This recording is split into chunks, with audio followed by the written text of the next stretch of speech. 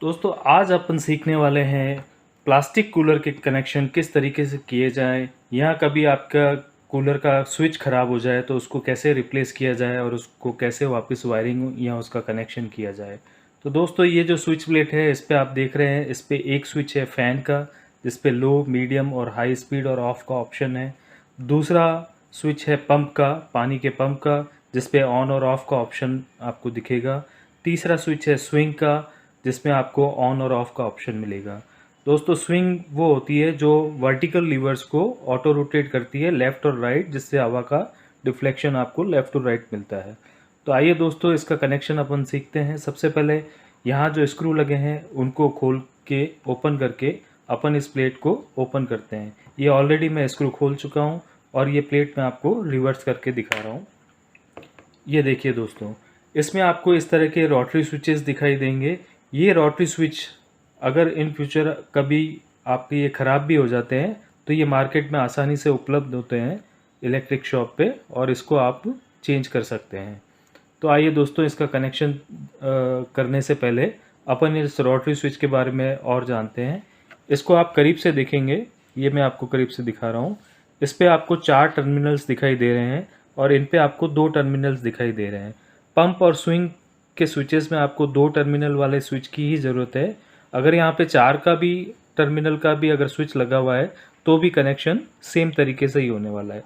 तो इधर अपन देखते हैं, हर टर्मिनल पे आपको 1 नंबर, 2 नंबर और 3 नंबर दिखाई देगा और एक टर्मिनल जो होगा उस पर आपको L दिखाई देगा। L का मतलब है लाइन, इससे अपन पावर केबल की लाइन कनेक्ट करेंगे। यहाँ पे भी पंप के स्विच में भी आप देखेंगे, यहाँ पे आपको L वाला टर्मिनल दिख रहा है और एक तरफ 2 नंबर लिखा हुआ है। इसी तरीके से स्विंग वाले स्विच में भी यहाँ पे आपको 2 नंबर दिख रहा है और इस टर्मिनल पे आपको L दिखाई देगा। अब इसका कनेक्शन अपन करते हैं स्टार्ट। यहाँ आपको आप देख पा रहे हैं कि ये जो वायर्स निकले हुए हैं जिसमें ये जो है वो मोटर में से आ रहे हैं 4 वायर। अगर दोस्तों आपके पास कोई किट मोटर है जिसमें 2 ही वायर आपको मिल रहे हैं तो भी उसका कनेक्शन किस तरह से किया जाए वो इसी वीडियो में मैं कवर करने वाला हूँ। तो अभी मैंने जो मोटर इसमें लगाई हुई है उसमें 4 वायर है, दैट मीन्स वो 3 स्पीड मोटर है। ब्लू वाला वायर जो है वो कॉमन वायर कहलाता है, ब्लैक वाला हाई स्पीड, वाइट वाला मीडियम स्पीड और रेड वाला लो स्पीड का। जिस मोटर में से आपको सिर्फ 2 तार मिल रहे हैं उसमें से किसी भी एक को आप कॉमन मान सकते हैं और दूसरा एक सिंगल स्पीड आपको उसमें मिलेगी, उसमें आपको स्पीड का वेरिएशन नहीं मिलेगा। तो ये तो हो गई मोटर वाले वायर्स। पंप के अंदर आपको 2 वायर्स मिलेंगे। इसी तरह से पावर केबल या लीड वायर जिसे बोलते हैं उसमें से आपको 2 वायर या 3 वायर भी मिल सकते हैं। जो तीसरा वायर होगा उसका कलर हमेशा ग्रीन कलर होगा जो कि अर्थिंग से कनेक्ट किया जाता है और ये 2 वायर मिलेंगे। इसी तरह से स्विंग की मोटर में आपको 2 वायर मिलेंगे, दोनों सेम कलर के हो सकते हैं, दोनों डिफरेंट कलर्स के हो सकते हैं, उससे कनेक्शन पे कोई फ़र्क नहीं पड़ता। तो आइए अपन इस कनेक्शन को शुरू करते हैं। सबसे पहले आपको वायर कटर से इस वायर को पील कर देना है इस तरीके से। दोस्तों इसमें आपको बहुत ज़्यादा टूल्स की आवश्यकता नहीं होगी। वायर कटर नहीं भी है तो भी आप वायर को आसानी से छील सकते हैं किसी कटर से या नाइफ से, या इसको हल्का गर्म करके ये प्लास्टिक का ऊपर का खोल उतार सकते हैं।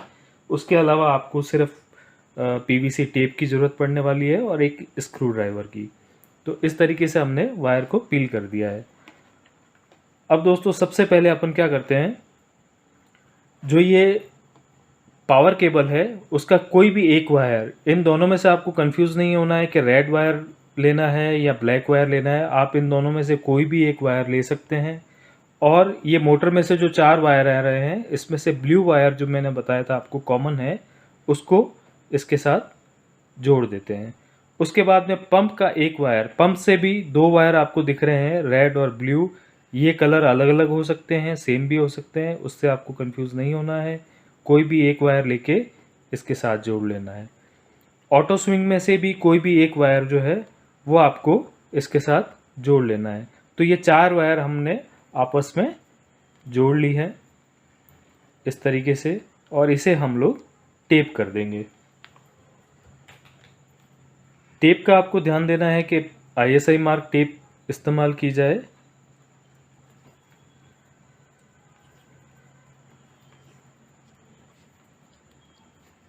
ये हमने इन वायर्स को टेप कर लिया है।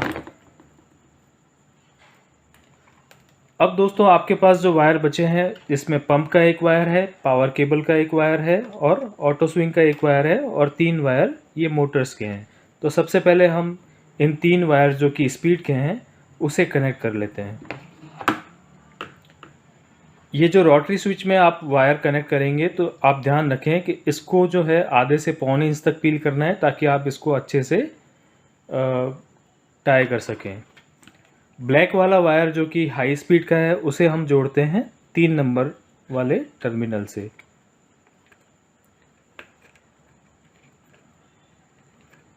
ये इस तरीके से आपको घुमाकर इसको टाइट कर लेना है।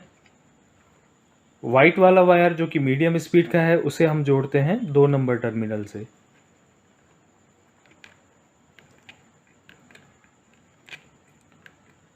और जो तीसरा स्पीड का वायर है जो कि लो स्पीड का है, रेड वाला, उसे हम जोड़ते हैं 1 नंबर टर्मिनल से। ये हमने तीनों स्पीड के वायर जोड़ दिए हैं।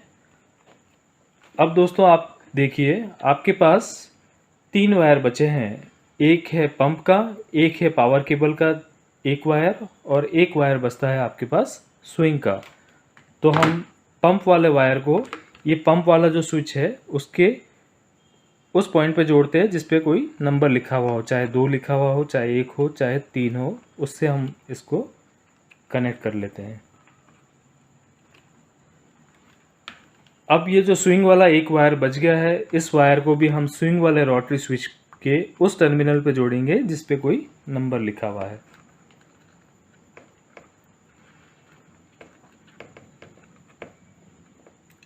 ये हमने स्विंग का वायर भी कनेक्ट कर दिया है। यहाँ जो हमने 3 वायर जोड़े हैं लो, मीडियम और हाई स्पीड के, अगर आपकी मोटर में से सिर्फ 2 वायर आ रहे हैं तो एक वायर आप इस ब्लू वाले कॉमन की जगह पे कनेक्ट कर सकते हैं और दूसरा वायर जो है उस 1 नंबर, 2 नंबर या 3 नंबर किसी से भी आप इसको जोड़ सकते हैं। अब आपके पास एक वायर बच गया है जो कि पावर केबल का है। दोस्तों इसके साथ आपको 2 वायर के छोटे से टुकड़े लेने हैं और टुकड़े इतने ही लेने हैं जो इस एक टर्मिनल, एक स्विच से लास्ट वाले स्विच तक पहुंच सके। बस इतने ही पीसेज आपको वायर के चाहिएंगे। ये 2 वायर मैंने लिए हैं, ये आप देख सकते हैं। इन दोनों वायर को और इस पावर केबल के बचे हुए एक वायर को हम आपस में जोड़ लेते हैं। इन तीनों को कनेक्ट करके हम ये जो मेन स्विच है जो कि फैन का स्विच है, उसके L पॉइंट से इसको कनेक्ट कर देते हैं।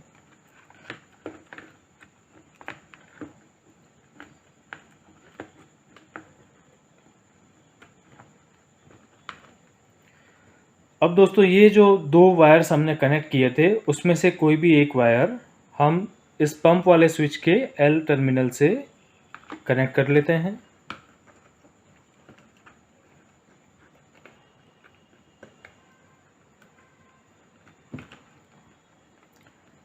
और एक और वायर जो बच गया है जो हमने जोड़ा था पावर केबल के साथ, उसे हम इस स्विंग वाले स्विच के L टर्मिनल से जोड़ेंगे।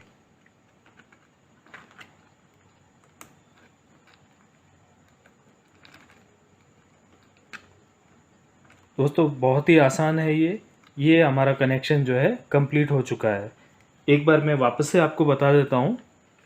मोटर में से 4 वायर्स आ रहे थे जिसमें से एक ब्लू था जो कि कॉमन वायर कहलाता है। 3 वायर जो ब्लैक, वाइट और रेड होते हैं। ब्लैक वाला वायर हाई स्पीड का, वाइट वाला मीडियम स्पीड का, रेड वाला लो स्पीड का।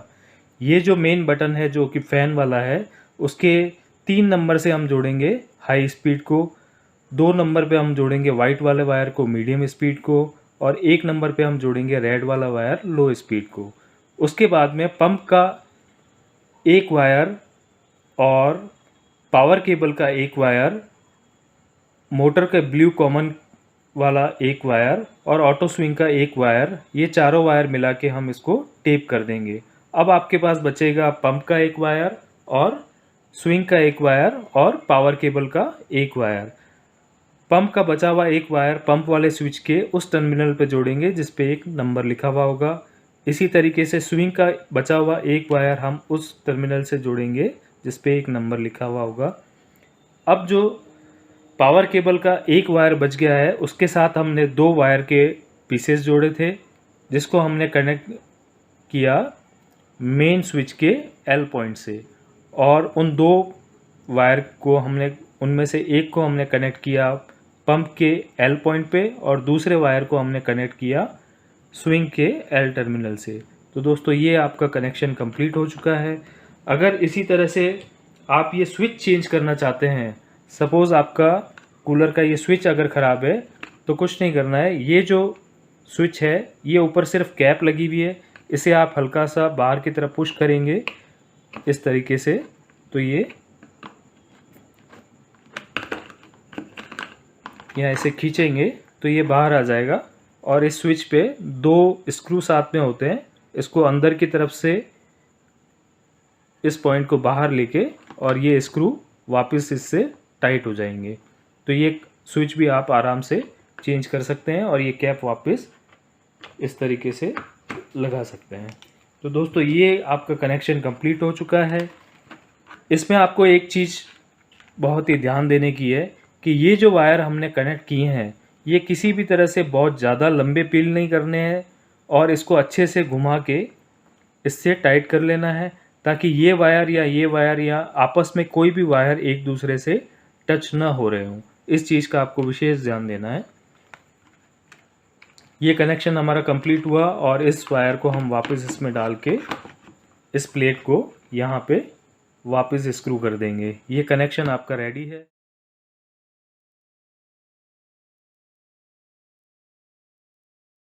तो दोस्तों इसी तरह से और भी कूलर के कनेक्शन मैं आपको बताने वाला हूँ अपने आने वाले वीडियो में, तो प्लीज़ सब्सक्राइब करें और इसी तरह के अलग अलग अपडेट्स आपको मेरे वीडियो के माध्यम से मिलते रहेंगे। और अगर आपका किसी भी कूलर से संबंधित किसी भी तरह का कोई सवाल हो, कोई क्वेश्चन हो या किसी कनेक्शन के बारे में कोई क्वेश्चन हो तो आप ज़रूर कमेंट करें, मैं आपको ज़रूर रिप्लाई करूँगा। बहुत बहुत धन्यवाद।